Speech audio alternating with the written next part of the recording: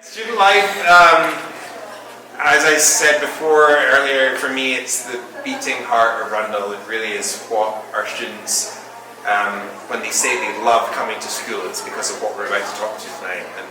And we'll keep it fairly brief. I would like to kind of give you an overview of what the student experience looks like here at Rundle. First, I'm going to ask our panel to introduce themselves, just to tell us briefly who they are, how long they've been here for, and if appropriate, what grade you're in. Mr. Griffin. My name is Pat Lake. I am the assistant principal at the junior high.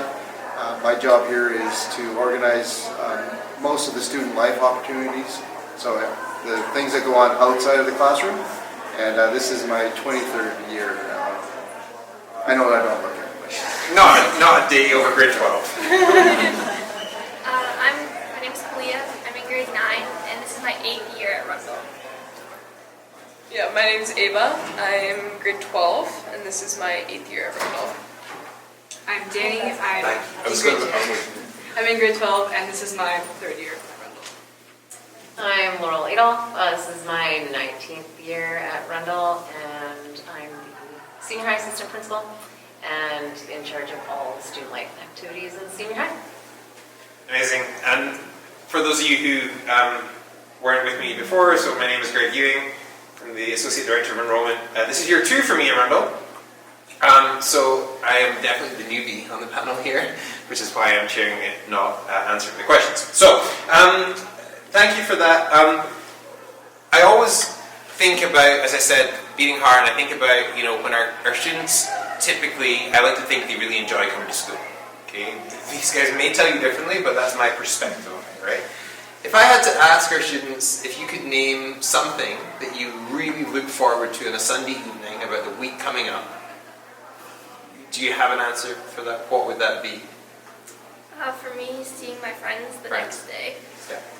Yeah, probably just kind of my sports, and specifically basketball.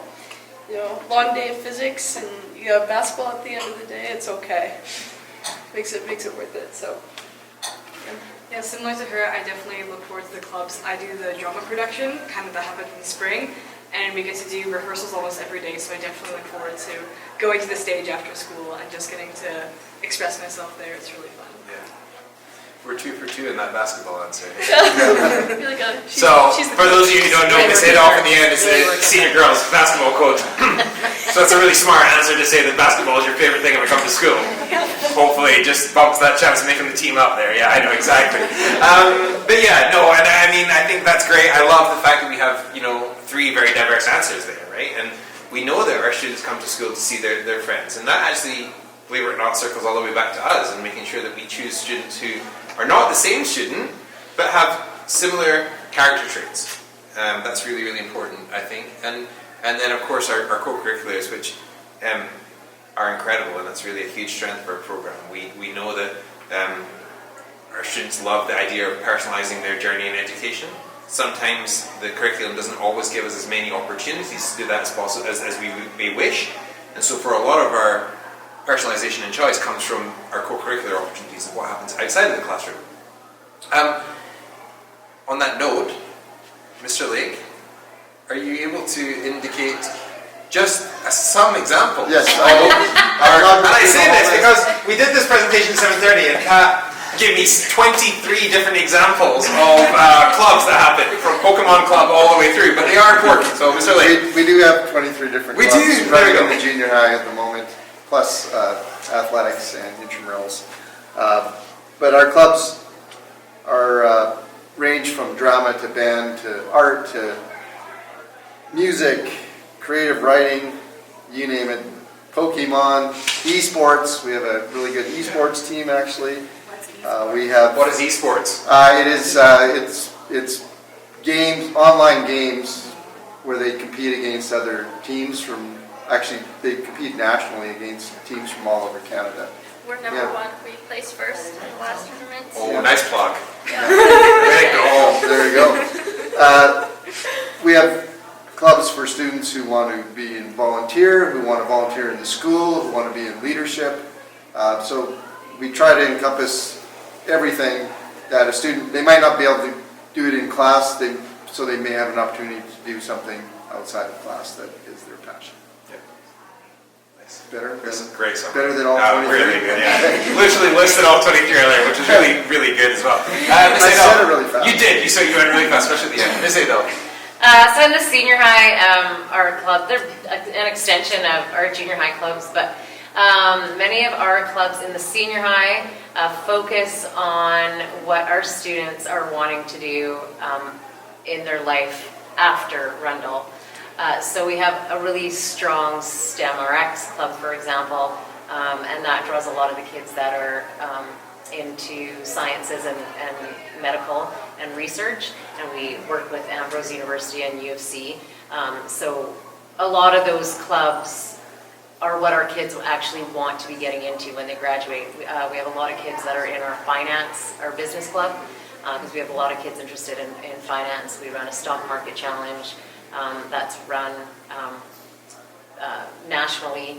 And then we really focus on student-led clubs. So we want our students to, if they find an area that they want to explore to elevate their learning, we kind of walk them through the process of what it's like to, how they can plan their own club. An example of that is our Rundle Review.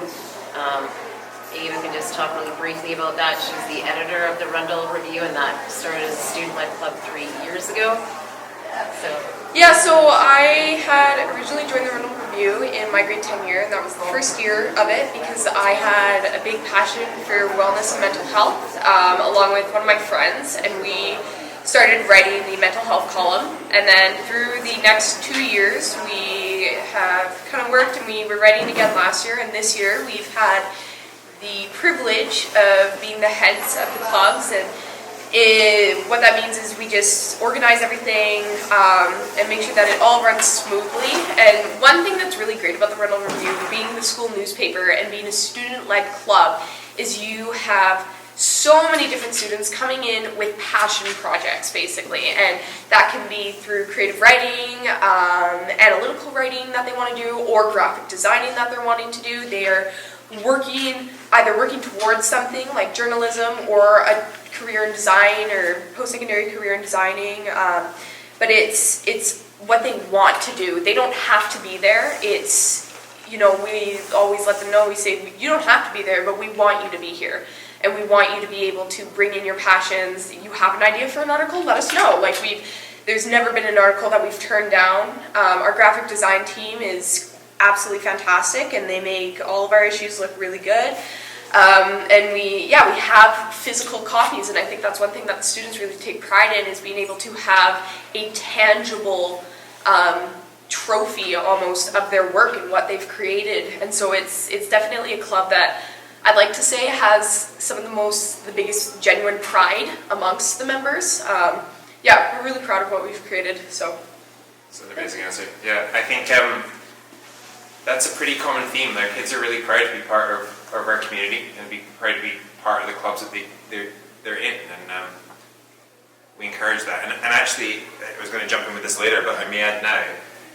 We're finding from our alumni who go on to university, 100% of our students do, but the application process for university is becoming really, really focused on the skills and qualities that individual has and possesses, and in addition to the exceptional grades that they have achieved.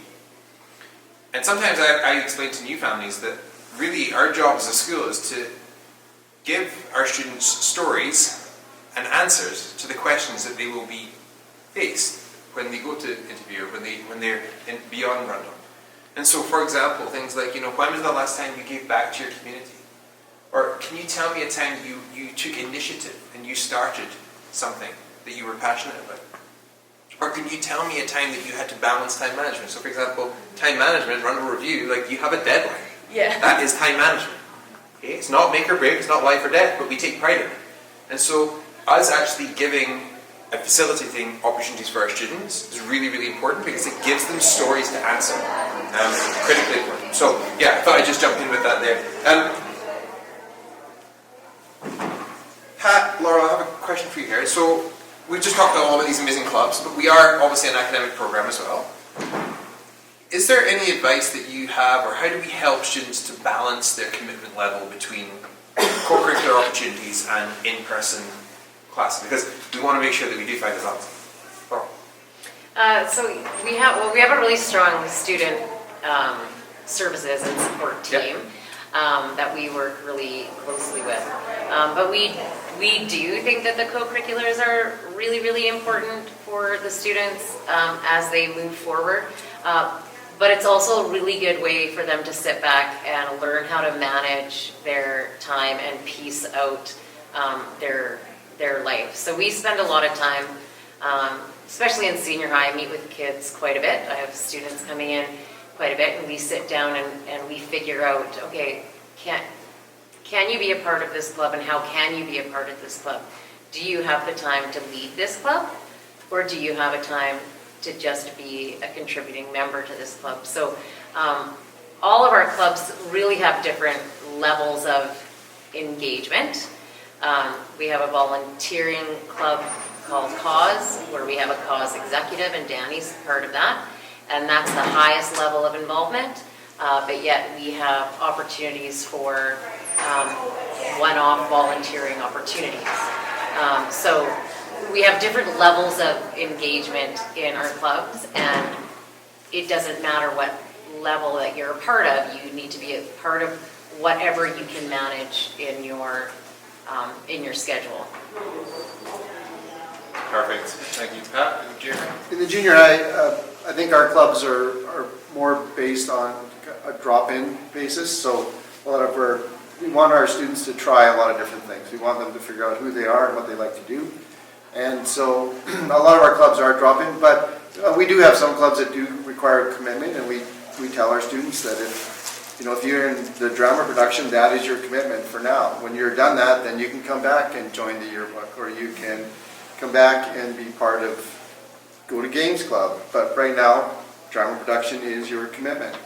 Clea's in our web leaders, that is a commitment. We expect her to be at our meetings, but she's also in the drama production, so if she has a conflict with that, we know that she has to go to drama production and complete that commitment, and then we know she'll be at the web leaders after that all the time. So it is flexible, and we want them to try as much as they can, but we don't want to overload them as well. So is there a level of commitment or is leadership kind of grow each year? So you kind of start like showing up grade 7, it's more like show up and all that, but as you progress, like, for example, grade 9, it's almost kind of a transition, and so you're kind of growing your skill set. Yes. And then they get into the in terms of leadership, we have leaders council, which is our student council, and anybody can join. It's kind of a service club. But when they get to grade 9, they can join the executive leaders council, which means they help to make the decisions of what's going to happen. And then a lot of our leaders council members become our web leaders, who are our ambassadors. The grade 9s that you probably talked with tonight are all our web ambassadors. So they are working this year to train to bring in our new grade 6s next year when they become grade 7s. So they're training, and so that takes a commitment, but it's only for grade 9s and mostly students who have been involved throughout the years in other things. So, yeah, I think we do expect more of our grade 9s, and no matter what club they're in. We're going to pivot a little bit. This is a short, quick-fire question. Okay, we did it earlier, so you kind of have the heads up. We're a uniform school. Okay, we're very proud of our uniform. I'm going to ask our 3 student ambassadors here with one word to sum up how you feel about uniform. You can use the same word as you used earlier. Don't worry, okay? But I think it's worth sharing. I would say I am content. Content. Convenient. Convenient. Indifferent. Oh, we changed that one. That's good. Can you share with the audience what you used last time? Meh. Which I took a little giggle about. So yeah, indifferent is a great upgrade on that word. Well done. Yeah, so we're proud of our uniform. I said earlier that I love that it makes our community, it makes us part of a team. It's not a fashion show. And ultimately, what we wear to school really is designed to put our learners in a place both physically and psychologically, that they can get into class and really focus on being their very, very best. Ms. Adolphe, you spend a lot of time in uniform. I do. I spend quite a bit of time In a good way. In a good way. I think it takes the kids some time to realize the value of their uniform. But as they get older and, for example, they're in stronger leadership roles in the school, Danny works quite a bit with some community organizations. She understands the importance of looking good and presenting yourself in a mature and business-like manner. I told the last group we have a breakfast for the grade 12s on their first day back. So the grade 12s get to wear the black sweater. And they could have been poorly dressed since the 7th grade.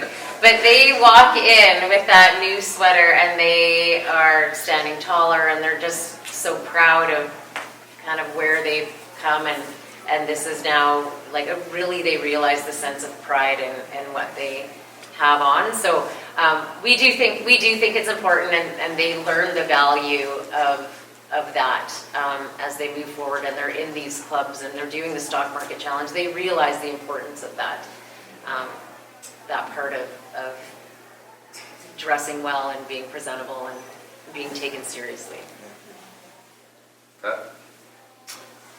Same. The same. I think our junior high students are pretty good with their They are. uniforms. Yeah, we have very few issues other than outgrowing things. Yeah. They get taller and the clothes don't. But I think our students, they don't have to wear their blazer all the time. Most days they can wear the Rundle sweatshirt or a vest or a sweater, so it's a little less cumbersome than wearing the blazer.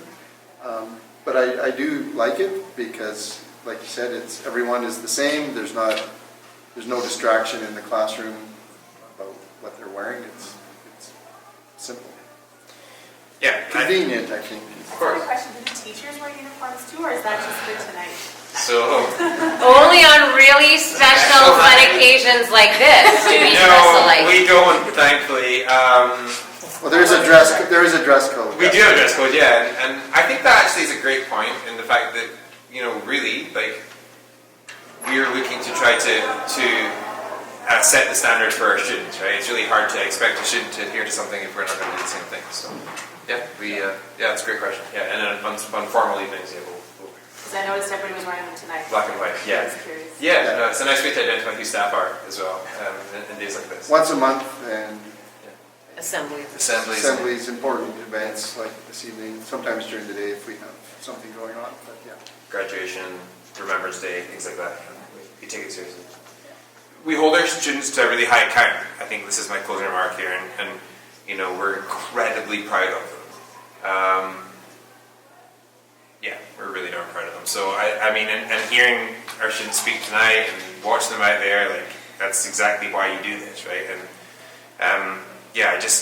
if it's okay, what I'm going to do is, I know you may have questions. I'm more than happy to stay and answer them. But it is 8:30 on a Tuesday evening, and these guys have been here, sleep time. So they've been here since first thing this morning, and I just wanted maybe to wrap up, if that's okay, and really take a chance to say thank you to our panel, to Laurel, to Pat, girls, amazing, well done. And if you have any questions for me, I'm more than happy to give that the time, and if not, then definitely can direct you the right way. But hope you enjoy this evening and find it useful.